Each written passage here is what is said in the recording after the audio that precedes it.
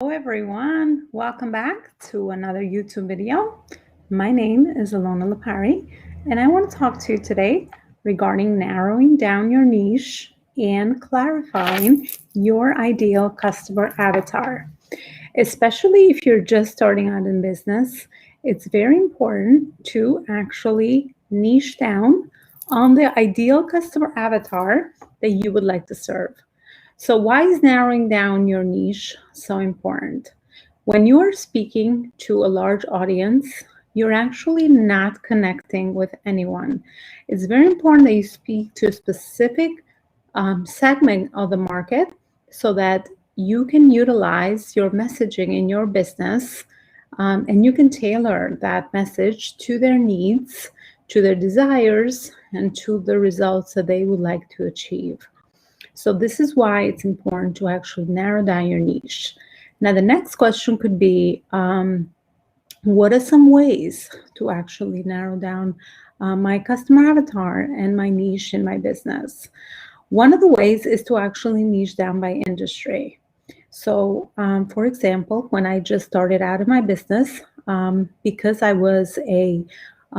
left corporate and I was a woman professional in corporate, my niche, and I was also in an executive leadership position, my niche was executive leadership professional women. They wanted to grow and they wanted to transition their career to a more fulfilling career. That made sense for me at that time to start off with that niche because that was someone that I knew very well, right? It was me. So I knew exactly what challenges, what desires, what needs, and what results is it that I wanted at that time. So it's important to narrow down by industry, or you can do it by role, as I did, or you can go through demographic, right? So you could do stay-at-home moms if you are a stay-at-home mom and you really understand the struggles and the desires of that particular demographic, etc. So you get the gist. So those are some of the 3 ways to actually narrow down your niche. How to conduct market research.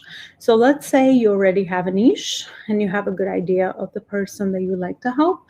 The next thing is to actually talk to them, right? Conduct market research. Don't just stay with what you think they might need or the value that you have to offer them with your business, but just get to know them, talk to them, talk to as many ideal customer avatars as possible, figure out where they're hanging out, and try to get feedback for what you have to offer and what is it that they're actually needing so that you can get a better idea about how to actually craft your offer. The customer journey. I'm going to talk to you a little bit about the customer journey, right? Because this is interesting and it's relatable to the topic that I'm speaking about.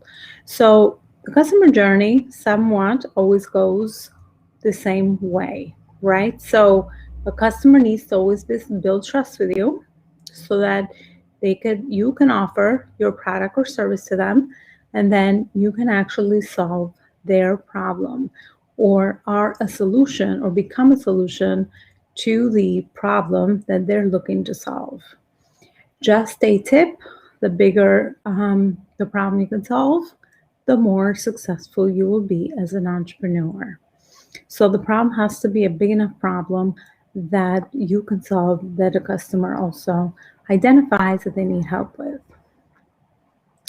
So I want to leave you at the end of the video with the question, how do you build trust with your customers through your offers, your services or your products, and how are you actually solving the problem?